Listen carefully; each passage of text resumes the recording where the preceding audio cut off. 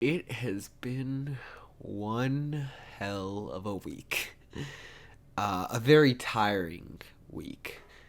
And I want to start by just apologizing for not making a video on this sooner because I kind of just wanted to wait things out a little bit and see where things went, and hopefully we would have like an actual statement from Glitch, which, as of an hour ago, from the time that I'm filming this, we do have an actual statement.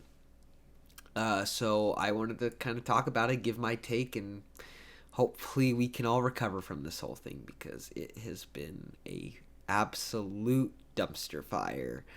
Now, I'm not. This video isn't meant to go over the drama in every detail imaginable because I'm sure there's already several videos on YouTube and just talks on social media about everything going on right now. So I'm already late to the party as is.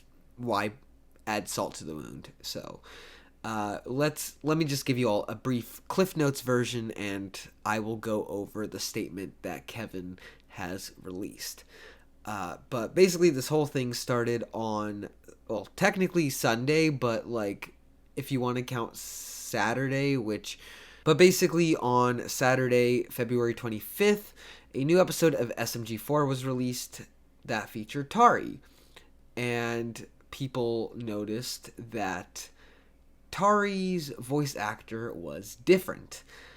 And originally, people kind of boiled it down to the voice actor just not being available. She had kids, she was a teacher, she had a lot going on, so it would have been understandable to see why Glitch replaced her.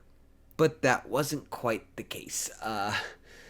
So, someone on Twitter mentioned the whole replacement thing and was met with a response from Celeste herself, the original voice of Tari, who came out and said, yeah, Glitch never notified me that I was being replaced. Literally, I'm finding out as you're finding out. Which, oh my gosh, I first found out about the drama literally like hours later. I woke up to get ready for work, and one of my subscribers DM'd me a picture of the screenshot, and my jaw just dropped, and I was like, what? This does not seem like something Glitch would be capable of doing. So then it got to a point where Anime America, Robin, the who voiced Theo in Meta Runner, and SMG2, announced that she would be resigning from playing SMG2 because if that's how Glitch treats their voice talent, then why not? So that tweet then got some traction, which led to a response from someone telling Robin, like, oh yeah, the reviews from people who have worked at Glitch aren't great, and they showed a screenshot of Glassdoor reviews, which I do believe those reviews are real. Like, you can't really fake something on Glassdoor like that. I 100% think those are legit. But we went from just this whole voice actor scenario to actual mistreatment of employees. And so things just kept snowballing and snowballing and snowballing.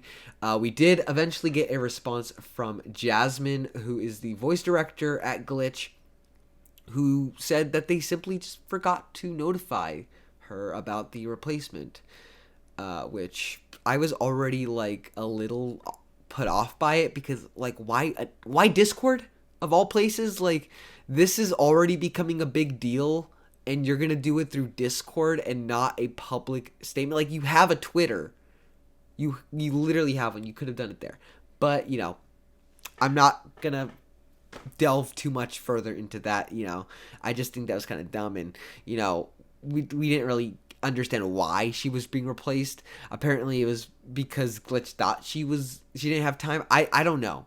I don't know. I still don't really fully buy everything about regarding the situation from Glitch. Like I want to know what happened, because like Celeste literally was one of the first voice actors that Glitch hired to voice Tari and in Metarunner as well. And you're just gonna drop her without even she's literally, you had a whole thing when Maggie's voice actor Lizzie Freeman stepped down from the role. And I mean, her getting stepped down, that was completely different. I'm pretty sure Lizzie Freeman just didn't have time to do it. And I mean, hey, I mean, now she's working for Glitch again with playing as Pomni in Digital Circus. So, you know, but it just, I was really put off. I'm just like, we need more than just this. We need actual, like, we need to know why. And I know I'm probably doing a poor job at explaining everything. It's just, I'm tired. I've had a long day at work, and I'm just like, I did not want to have to come and sit down to make this video. And yeah, but yeah, I went from voice actor getting fired to mistreatment of employees, and it just, things kept getting worse and worse each day. Someone was coming out with a bad experience, and all hope was starting to be lost, especially with me, because I have been watching Glitch content for years, from SMG4 to, you know, their current stuff. I was very disappointed. I wanted to break down and cry. I'm just like, this is literally, I built a name for myself on the internet because of Glitch. And to see that trust kind of fade away is just, ugh. So yeah, we just kept waiting and waiting for Glitch to make a proper response. And, you know, the days went by, and a week passed, and nothing. But we did get lots of promotion for Digital Circus, because why wouldn't we? Okay, actually, I do want to briefly touch upon this, because during this whole thing, Glitch has been getting a lot of hate for promoting Digital Circus when there's more serious issues going on. And I just want to say, guys, those are obviously scheduled tweets. Literally, even Cube, FM, one of the people working at Glitch Productions, who actually came out today to talk about his experience working at the company, mentioned, like, yeah, these are scheduled tweets. They literally just had a season announcement for Digital Circus. They do it anytime they announce something, and I've been saying it from the very start. Like, yeah, I too was getting annoyed of the lack of response, but, you know, they were probably scheduled before this whole controversy even started. And today was actually the first day since the controversy started where we didn't get a scheduled tweet. And, you know, part of me actually this morning, or this afternoon rather, when Glitch didn't post, I'm just like, what if today's the day we actually get a response from Kevin? And we did, but I'll get to that in just a sec. Yeah, things just were not looking good. They were not responding. People were just like, what's with the promotion? Like, guys, literally, they've done it ever since, like, Metarunner. They would have, like, non-stop days of promotion after an announcement or an episode. Just, come on. But moving to today, I'm going to fast forward. Everything was not looking good for Glitch. And even as of the time that I'm filming this, Glitch still has a lot of trust to build back up in the community. I'm kind of easy to, like, forgive that sort of, I mean, I can't really forgive a lot of it, but, you know, I'll give my full thoughts when we read Kevin's response. But this morning, a few employees from Glitch, including, like, one or two animators who are currently working for the company, have said, like, yeah, literally these problems have been, like, in the process of being fixed for a while, and we have had nothing but great experiences working for Glitch. Which that gave me a bit of hope. And I remember telling Josh, I'm like, Josh, maybe there is hope that this company isn't all shitty. But again, as of like an hour ago, at the time that I'm filming this, Kevin did make a response. So, okay, so I'm gonna read over the entire thing and then kind of give you all my 2 cents on what I think of this overall statement and apology. Hey all, Kevin, CEO of Glitch Productions here. We've been silent this past week as I've been prioritizing checking in on and taking care of my internal staff, having multiple open conversations with the management/production teams, and assessing this entire situation. The last thing I wanted to do was rush out a half-assed statement as I take this entire matter very seriously. However, things have changed. Unfortunately, members of our staff and community have recently been harassed by people online, and that is something I cannot tolerate and must address immediately. Yeah, like I said, harassment is never okay, no matter the circumstances. I don't know why this even has to be said. For context, people have left anonymous claims both here and elsewhere about the work standards at Glitch involving mistreatment and abuse. There are a lot of different stories and allegations out there at this point, some of which are distorting and wrongly exaggerating the truth. So I wanted to set the record straight.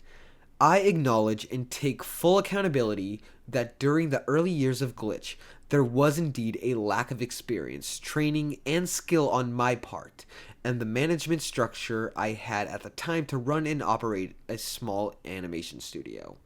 For that, I'm sorry. Years ago, my brother and I started all of this out of our bedroom with the dream of making an animated show. We then inevitably realized how hard making an animated show was and started hiring more artists, all of whom worked out of our house and spent the first few years making shows with little infrastructure. It was quite a ramshackle studio back then, and I deeply apologize to any staff that experienced any hardship during that time due to the lack of experienced management. However, I maintain that I've always made it one of my main priorities to try and improve the management of the team, everyone's well-being, and overall scaling of the studio. I strongly assert that we have always strived to create a happy, positive workplace with a fair amount of work and reasonable deadlines and resources. I can't claim that we succeeded 100% of the time, but it has always been our goal to make a safe, healthy space where artists can make cool shit, have fun, and feel taken care of. It's actually a large reason why I started Glitch. Most of our staff we bring on are permanent, full-time employees, and I have every intention to keep them on and happy. We don't kick out employees when a project/show ends here, and every time this company has seen success, we share it with the team. Which, that is, that's good to hear. Like, obviously, and there's even video evidence to support this. Like, back in the day, aka like 2018, 2019, Glitch was just simply ran out of Luke and Kevin's house.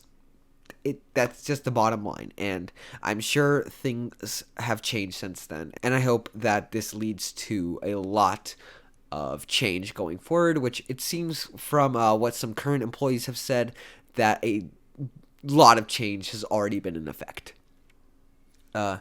Since those early days, we've brought on and built a proper leadership/management team, all of whom have received training to run, manage, and look after a team. We've introduced several production coordinators and management staff to try and plan, scope, and revise episode/artist schedules better. An entire tech team has also been hired to try and improve our systems so artists spend less time debugging issues like why Maya keeps crashing and instead focus on the one thing they do best, creating beautiful art. Now, this actually backs up something that another employee said, who actually came out this morning and said, like, hey, my experience as a storyboard artist at Glitch has been great. Which they had to specify that they don't speak for everyone. People could have a great experience. People could have a not so great experience. But they did mention that Maya would crash constantly and they'd make jokes about it. And for those of you who don't know what Maya is the animation software that Glitch uses. So there you have it. There are claims and questions on why release dates aren't pushed back to give artists more time, but that's the thing. They absolutely are. Over the years, multiple episodes have been pushed back as I wanted to make sure they all had the proper time to ensure they're great. That's why many of our teasers/trailers have the text to the effect of the episodes will be released when they are ready. Yes, this is mostly referring to Digital Circus, but yeah, that's something I've noticed too. In fact, and this is a big one, a lot of people have actually been skipping over this fact, but in fact, Episode 8 of Murder Drones will be delayed past the originally announced spring period, as it has so much amazing content in it. So yeah, Murder Drones Episode 8 is going to be delayed. Probably not 7. I would assume 7 will probably still come out either this month or next, and I'm glad that this drama is hopefully at an end so we can actually enjoy the content Glitch makes instead of this whole boycott effort. But anyway, moving on. The production management team and I made the decision to give it more time so the artists could give it more love and not be strained. There have been some claims about myself that I blacklist people in the industry from finding work, and another stating that I'm a clout chaser who only brings on artists with a big following. I feel the latter statement greatly disrespects and discredits all the hard work the team has put in. You can come after me and say what you want, but when it comes to my team, I will speak up and defend them. They all produce amazing work and deserve everything. As for blacklisting people from finding work, that statement is beyond ridiculous and is not something I would know how to do even if I wanted to. Yeah, even I was saying this, and I won't even be surprised who started this. Like, I'm not going to say their name on video because I don't want people to harass them because, again, like, that's just fucking stupid. I'm not going to send you guys after someone, but there's someone who infamously has a lot to say about Glitch and kind of pushed this boycotting effort.